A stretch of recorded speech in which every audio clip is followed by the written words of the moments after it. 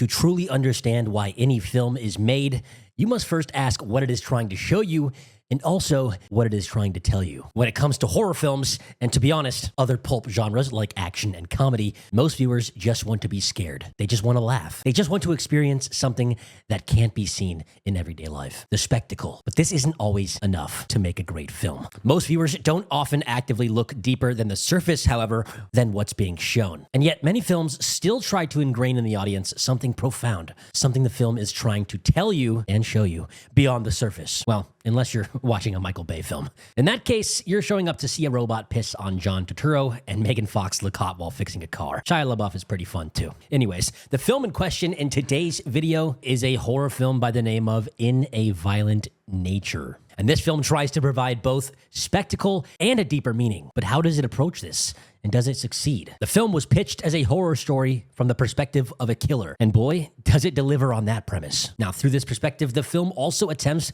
to deliver on the other half of what I mentioned. The theme, the message, the deeper meaning, the ideology, the soul beneath the skin. But does it really do that? Let's talk about it. Now, this will contain spoilers as I am attempting to tell you how this film succeeds and fails, which means I'm gonna have to say a lot of shit. All right, so get ready. Now, first, I want to talk about the atmosphere and the style of this film.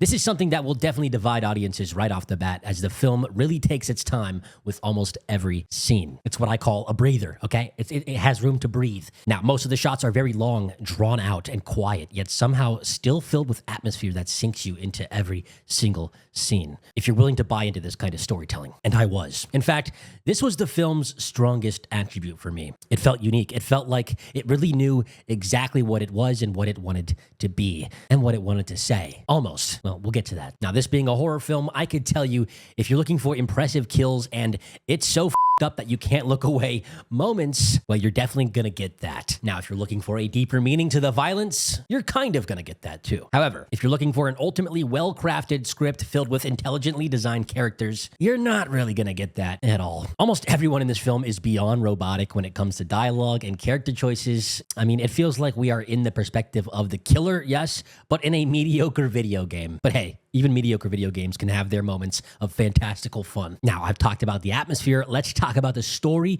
the characters, and why it succeeds and fails at its primary goal. The film opens with an insanely long shot to set the tone right off the bat. We know we're going to be in for a slow burn immediately. We see the camera holding still, locked onto a gold necklace, which is hanging off a branch or a bush or a pole of sorts in the middle of the woods. Anyways, this necklace is in the entire story in a way, and it serves as an Ouroboros of sorts.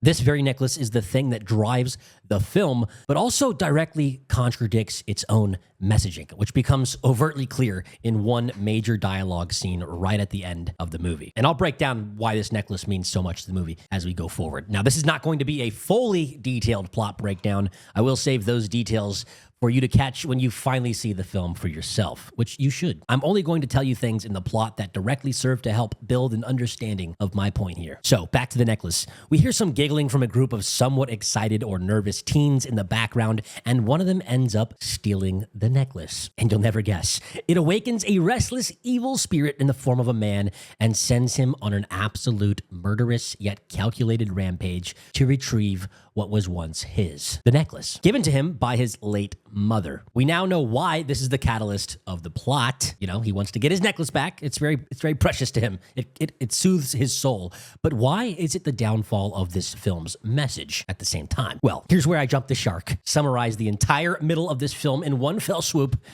and get straight to the ending. So, the killer, a supernatural resurrected corpse of sorts, a shadow of a man, is now on the hunt for the teens and his sweet, precious necklace. Remind you of anybody? Yeah, it's like if Gollum was an axe murderer. Anyways, he will not stop until he gets what is his. It is said that he became this supernatural killer because he was teased and wrongfully killed in a deadly accident with the local townsfolk when he was a boy. So, we now have two motivations as to why his spirit is filled with rage and vengeance. A very important detail. To put a long story short, he gets his vengeance, okay? He goes on a downright, absolutely murderous spree using creepy, calculated, and downright vile methods. Again, I don't want to spoil those exactly because I want you to go watch the film for yourself. I can't even describe them algorithm, it would be too much for the algorithm. Anyways, we now have two motivations as to why his spirit is filled with rage and vengeance, okay? He kills everyone in the movie, basically, that he's after, except for one person. We know that's how horror films usually end up. It's a classic cliche trope. We're going to call this our final girl, okay? Now, I won't spoil how it all happens exactly, but the final girl does get away and manages to find help in the form of an older lady driving a truck on the highway. Now, she does this after finally relinquishing ownership of the necklace by leaving it on a gas canister as the killer is chasing her through the woods. She was the one with the necklace. She held on to it for the longest. Everybody died. She finally decides to give it up. Now, she gets away, and at this point, we've lost the killer. We don't know where he is in the woods. He could be gone. He could be stalking us. We don't know. It is kind of clever, though, how the camera work and cinematography really make us feel like he could still be right behind us the whole time, even at the end of the film when we think he's gone. Now, the final girl escapes the woods, gets onto a road, and finds help in the form of an old lady driving a truck, her savior of sorts. She gets picked up. She hitchhikes. Now, this older woman tries to calm our lone survivor to almost no avail. She's sort of shell-shocked from the whole thing. You know, I would be too. Makes sense. The old lady tells our final girl a very long-winded story about a wild bear that once haunted the woods nearby. I feel like this conversation goes on for like 6-7 minutes, and it's just two camera angles and a lady talking. It is the most boring and the most interesting part of the movie because here's where we get our theme and our messaging hammered home. And here's where the whole movie starts to sort of make sense of itself, or at least attempt to. But I'll tell you why it might kind of fail in the end at that. So let's talk about the story about the bear. This is the most important part of the movie. So the older woman tells a story of how a bear showed up in the woods one day with a senseless hunger for murder. It was killing everything left and right and leaving the bodies behind, not even eating them. It was killing seemingly with no purpose, with no end. It ended up chasing one of the rangers into the lake or into some water and almost killing him before he got help from another ranger and escaped. Now, the whole point of this story was to talk about how nature can just sometimes be senselessly violent. That's the purpose of this whole narrative. Now, right when she's reaching the end of her story, she notices that the final girl, our main character of sorts, is bleeding out by her foot. You know, she sustained an injury while she was escaping the killer.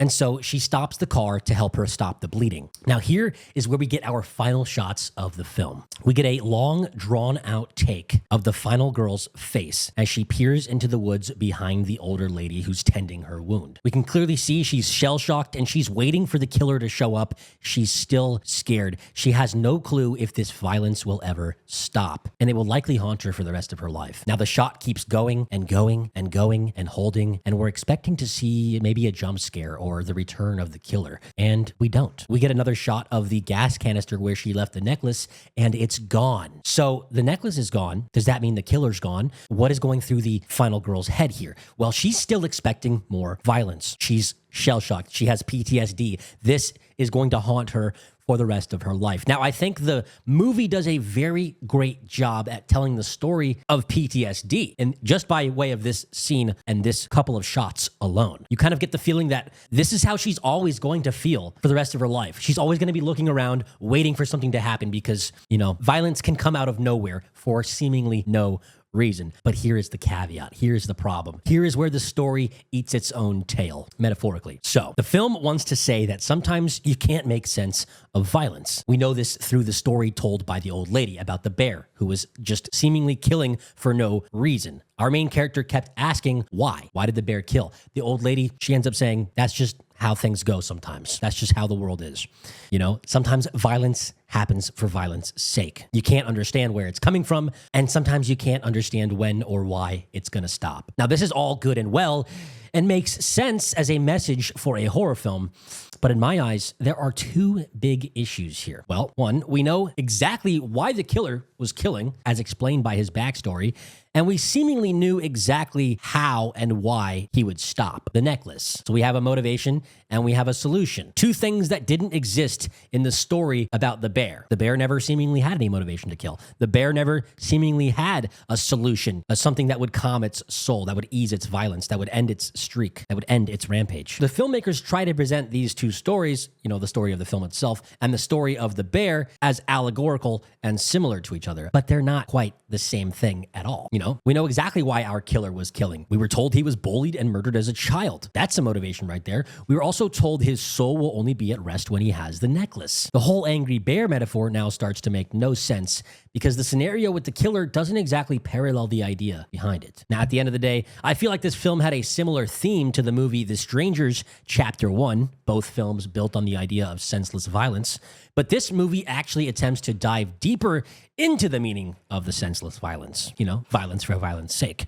They both have an ending scene that basically explains the fact that, well, sometimes violent shit just happens because it's the nature of the world. Ironically, while being a better crafted and more engaging film with better violence, something you want out of a slasher flick, the movie In a Violent Nature's messaging crumbles over itself by way of the motivating backstory of the killer in question. To recap, In a Violent Nature is an eerie, atmospheric, and even bombastic horror film at times, with its creative use of low budget while providing a few high-octane kill scenes to satisfy a hungry for horror audience. If you're looking for a slow burn, scary movie about a rampant, supernatural, unstoppable force, and you can turn your brain off to stupid characters making even stupider decisions in order to allow the plot to move forward without a hitch, well, you're in for a good treat when it comes to In a Violent Nature. Now, that's all I have to say about the film today, guys. I hope you enjoyed my perspective and take on it. I would recommend going to check it out. It is a fun little low-budget indie horror film, and it even looks pretty good for what it's worth. All right? So, hope you enjoyed. Have a great day. I'll see you on the next video. I love you. 3000.